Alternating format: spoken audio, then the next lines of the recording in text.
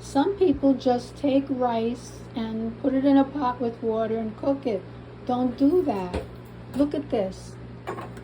This is brown rice, short grain brown rice. And first I soak it a few minutes. I stir it. And then I keep rinsing it until the water is clear. Do you want all that in your plate? All right.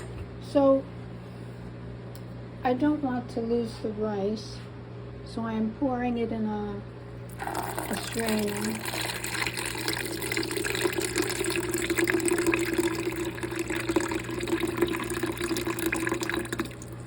And then I'll add more water here, and I'll keep stirring and rinsing and do this routine.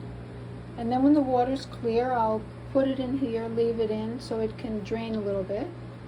And then I'll put it in my pot of water, which I'm heating up right now, filtered water.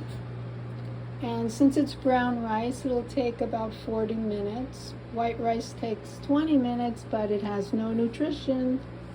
All right, happy day.